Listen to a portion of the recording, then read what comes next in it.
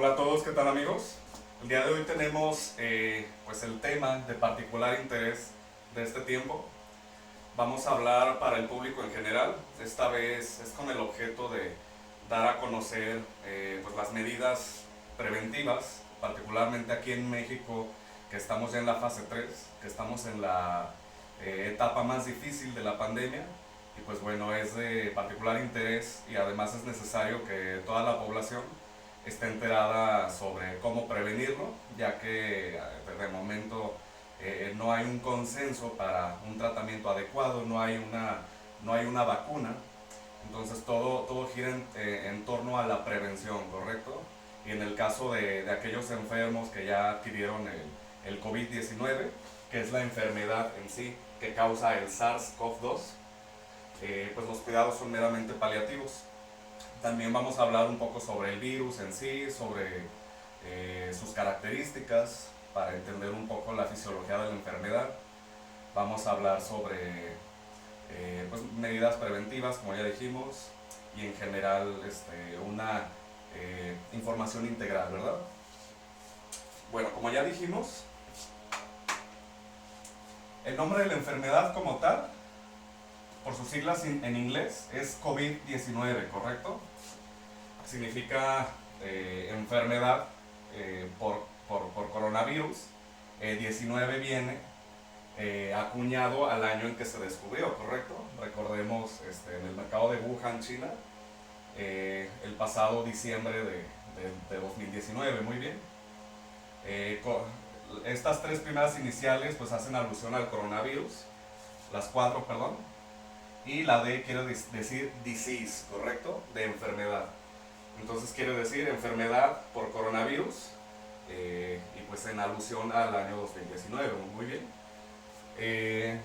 El factor etiológico o el virus causante recibe el nombre de SARS-CoV-2, ¿correcto?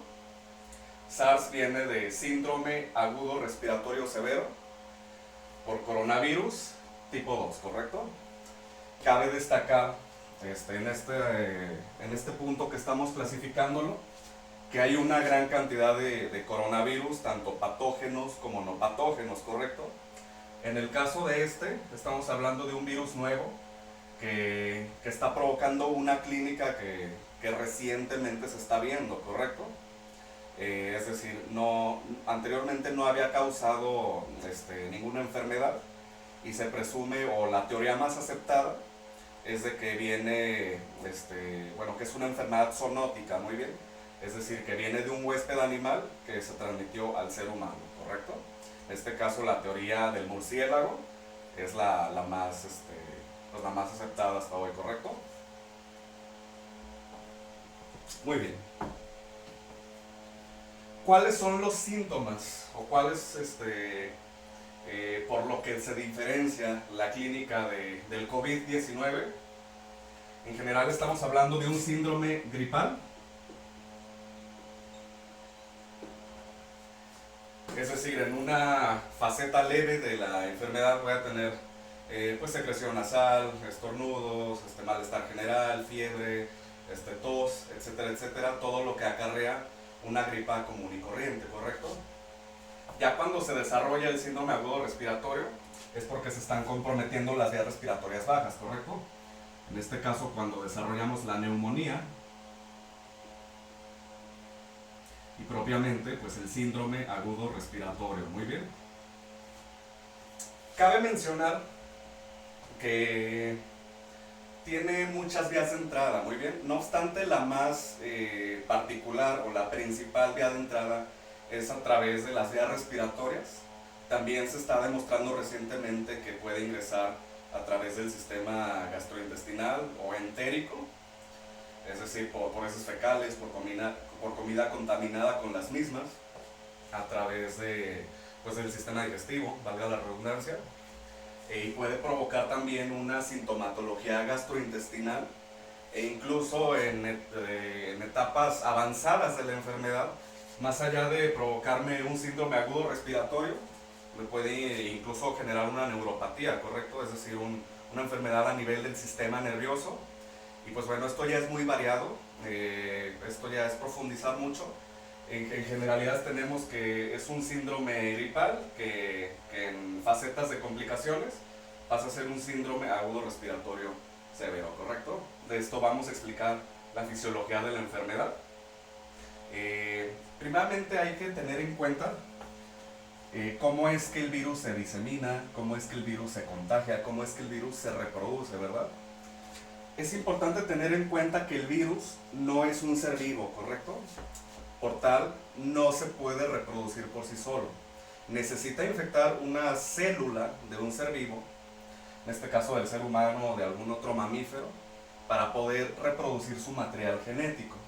Un virus, y en sí todos los virus, ya más allá del COV-2, es una cadena de material genético, en este caso es de ARN, que está envuelta en una capa proteica que protege a este material genético. Y pues bueno, para reproducirse, como no es una célula, como ya dijimos, no es un ser vivo, necesita ingresar a una célula. Vamos a pensar que este dibujo representativo simula los neumonocitos o las células funcionales de los pulmones, ¿correcto? Entonces el coronavirus necesita ingresar a una de estas para poderse reproducir usando los mecanismos que tiene la célula para su propia reproducción celular, ¿correcto? Es decir, el virus, para poderse replicar y para replicar su material genético, usa las organelas de las células que infecta, usa las enzimas que replican su material genético, su ARN, usa las organelas que usan las células, en este caso del ser humano, para fabricar las proteínas que necesita. El virus las usa para fabricar sus proteínas propias, ¿correcto? Entonces es así como se empieza a reproducir el virus a nivel intracelular y posteriormente sale para infectar otras células de manera exponencial o manera consecutiva, mejor dicho. Y es así como se repite el ciclo, ¿correcto? ¿Cómo es que el virus infecta propiamente dicho? Estas espinas, por así llamarlas, que tenemos aquí para que quepa mejor, son llamadas proteína S, ¿correcto?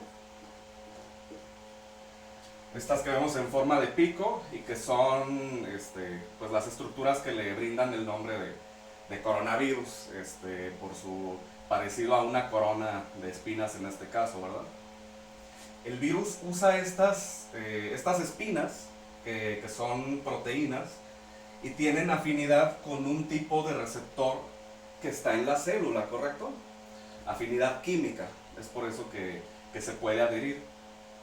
Este receptor se llama, lo voy a poner aquí para que quepa, se llama ECA2, ¿correcto? Ese es el receptor celular a través del cual el virus ingresa a la célula y la infecta, ¿correcto? Este receptor pues tiene muchas funciones fisiológicas para la célula, el modular la presión arterial, la volemia, entre otras, ¿verdad? Pero eso no tiene nada que ver con la capacidad del virus para infectar la célula, ¿correcto? Es meramente que el virus encuentra una afinidad con este receptor y es por eso que se une. Muy bien. ¿Cuál es el particular interés de saber esto? Que hay muchos medicamentos, particularmente aquellos que son para tratar la presión arterial alta, la insuficiencia renal, la insuficiencia cardíaca, que trabajan interviniendo en este receptor, por así decirlo. Entonces, por un mecanismo de compensación, hay medicamentos, como ya dijimos, es el caso de losartán, por ejemplo, que toman muchas veces para la presión arterial y para un sinfín de patologías, que por un mecanismo de compensación, como ya dijimos, aumenta la expresión de este receptor, ¿correcto? Entonces, en el paciente que toma este tipo de medicación, va a haber una mayor cantidad y una mayor expresión de estos receptores, y por tal va a haber más vías de entrada para el virus, ¿correcto? Es por eso que pacientes que toman medicamentos para la presión arterial y por sí mismo el hecho de ser hipertensos, también se cree que los pacientes hipertensos tienen una mayor cantidad de este receptor, ¿correcto? De igual forma los diabéticos, de igual forma la gente con otras comorbilidades o otras enfermedades previas que pueden agravar el COVID por esta situación, ¿correcto? Muy bien. Cabe destacar que bueno, como factores de riesgo, vamos a poner los que ya mencionamos. Es la hipertensión arterial, es la diabetes mellitus, personas mayores de 65 años, personas de la tercera edad, personas con obesidad,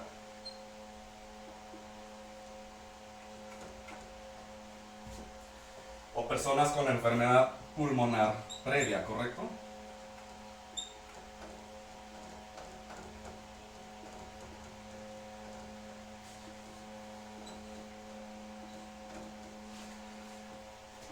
Todos estos grupos, en este caso este grupo etario y todas estas entidades patológicas, son factores de riesgo, me dijimos, o porque la respuesta inflamatoria, ahorita vamos a hablar de eso, porque la respuesta inflamatoria del paciente está aumentada o porque tienen una mayor cantidad o expresión del receptor EK2, ¿correcto? Que como ya dijimos, es la vía de acceso al interior de la célula para que el virus infecte. Muy bien.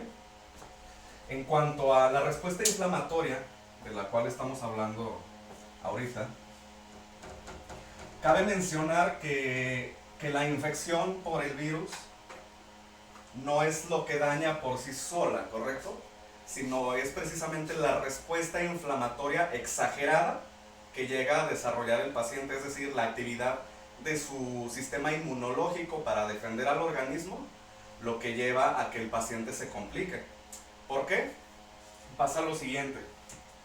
El virus me infecta, como ya dijimos, ingresa al interior de la célula y mis glóbulos blancos, mis leucocitos, mis macrófagos, que son las células inmunológicas que me defienden de los patógenos, van a detectarlo y a su vez que van a aumentar su liberación, su cantidad en el tejido infectado. Estos glóbulos blancos, estos macrófagos, liberan enzimas inflamatorias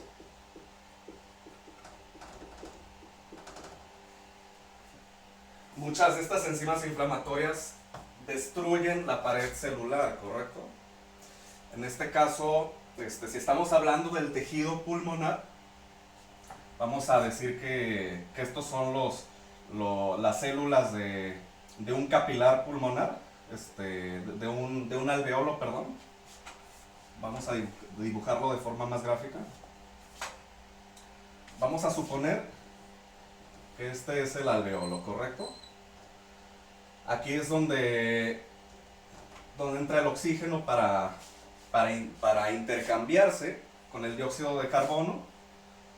Aquí dentro del alveolo hay una barrera hemática o un capilar y pues el oxígeno que respiramos pasa por difusión a través de esta barrera, ¿correcto? ¿Qué pasa cuando las enzimas inflamatorias se producen en una cantidad exagerada, exacerbada? Empiezan a lesionar mi tejido pulmonar, las células, los neumonocitos y las células epiteliales y endoteliales de los alveolos, que es donde se intercambia el aire, como ya dijimos. Entonces, gran parte del líquido y de sangre empieza a ingresar al alveolo, ¿correcto? ¿Qué pasa? El alveolo se llena de agua y el oxígeno que respiramos ya no se puede intercambiar de la manera más eficiente, ¿correcto? Es esta la fisiología de la neumonía, es por esto que el paciente termina ahogándose aún con ventilador, con asistencia ventilatoria mecánica. Cuando sucede esto en gran parte de las porciones, de los segmentos de los lóbulos pulmonares, pues el paciente ya desarrolla muy bajos niveles de oxígeno y por tal puede desarrollar la muerte, ¿correcto? Por un fallo orgánico múltiple, etcétera, etcétera. Esto pues particularmente a nivel de los pulmones. No obstante, ya dijimos que eventualmente la fisiología de la enfermedad puede afectar a otros sistemas también, como el entérico, como el sistema nervioso, etcétera, etcétera. En eso no vale la pena profundizar mucho, de por sí es un tema largo, pero bueno, vamos a hacer hincapié ahora en las medidas preventivas. Como ya dijimos, estamos hablando de una entidad nueva, ¿correcto? Es decir, una patología nueva. No hay una inmunización todavía que esté patentada, desarrollada, es decir, una vacuna. No hay un consenso entre los organismos de salud y las guías clínicas para establecer un tratamiento adecuado. Y pues todo es meramente experimental. Ahorita todos son ensayos clínicos, pues al ahí se va, por así decirlo. Y es apenas que se está estudiando muy bien. Es en la prevención, como dijimos al principio, que se centra pues la mayor parte de la información ahorita, ¿correcto? Por ejemplo, el uso del jabón, el uso del cloro, que es el hipoclorito de sodio, el cloro que usamos como limpiador doméstico, el uso ¿de qué más? De sanitizante.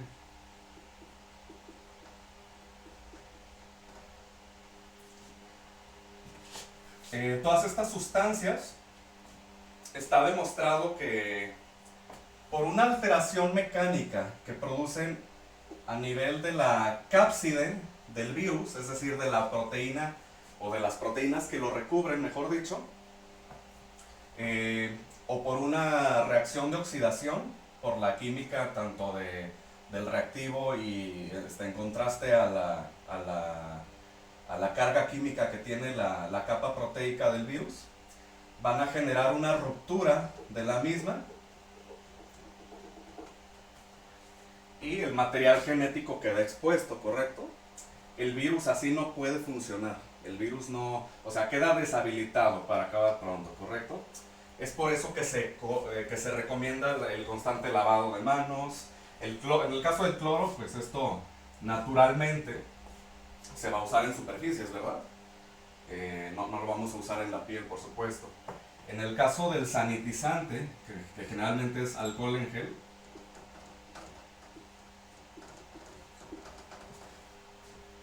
por una reacción de oxidación, como ya dijimos, es que va a inhabilitar a la proteína que protege al virus. Muy bien. Por otra parte, pues bueno, las medidas mecánicas o más ambientales, por así decirlo, es la distancia. Se considera una distancia sana o sana distancia, una distancia entre persona y persona mayor a 2 metros, ¿correcto? Por otra parte, el uso de cubrebocas, que si bien el cubrebocas no es infalible, porque realmente estamos hablando de que el virus es en proporciones mucho mayores, mucho más pequeño a los poros del cubrebocas.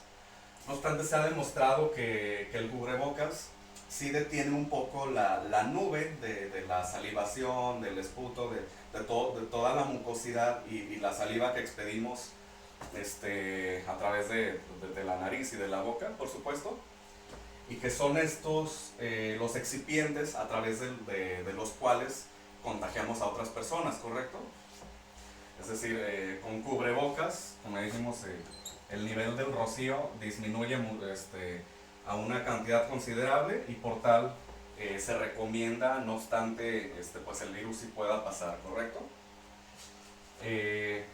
También en este caso la consulta oportuna, muy bien.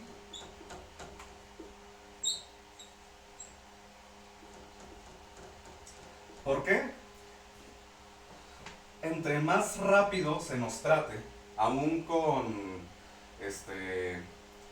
cuidados paliativos, que es como se está tratando a los enfermos que ya dijimos al principio, entre más rápido se nos trate, entre más rápido se nos detecte, pues mi pronóstico va a ser mucho mejor, ¿correcto?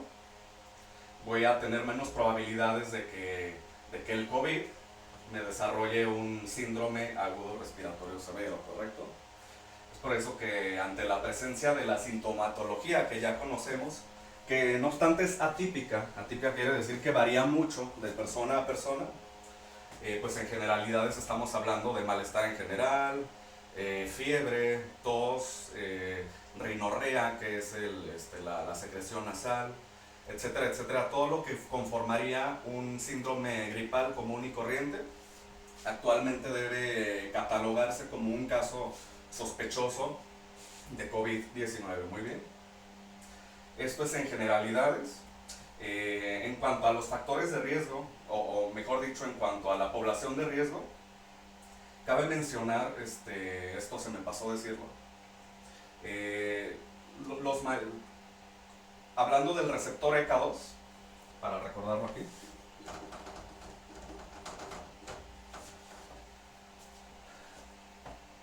además de todos los grupos de patologías que ya vimos en que aumenta la expresión de este receptor y los medicamentos que pueden aumentar su actividad también, se ha visto que los niños y los jóvenes en la pubertad, en la adolescencia, no tienen tanta expresión o tanta actividad de este receptor en particular, ¿correcto? Es por eso que se considera al grupo pediátrico como un grupo de bajo riesgo, ¿correcto? No obstante, sí pueden desarrollar la enfermedad, sí pueden desarrollar un síndrome agudo respiratorio severo. La probabilidad de que esto suceda es mucho menor, ¿correcto? En contraste a aquellos pacientes hipertensos, como ya dijimos, que toman el tipo de medicación que mencionamos, diabéticos, con enfermedad pulmonar, con enfermedades inflamatorias, que ya de por sí pues aumentan la actividad inflamatoria, que como dijimos es la que causa el daño, en realidad, no es tanto el virus, sino las enzimas y la actividad del sistema inmunológico, lo que nos lleva a las complicaciones del cuadro, ¿correcto? Pues hasta aquí en generalidades. Estamos para responder dudas. De antemano, pues un agradecimiento como siempre. Cabe mencionar, esto es para el público en general. Quizás nos fuimos un poco a los tecnicismos y demás, pero espero que haya sido lo más entendible posible y estamos para atender dudas. No está por demás recordarles pues las medidas de prevención pertinentes para disminuir la probabilidad de contagio, ¿correcto? Ya que es una emergencia sanitaria que no hay que subestimar y el número de infectados se está multiplicando de forma exponencial, ¿correcto? Quedamos al tanto, como siempre, un agradecimiento. Hasta luego.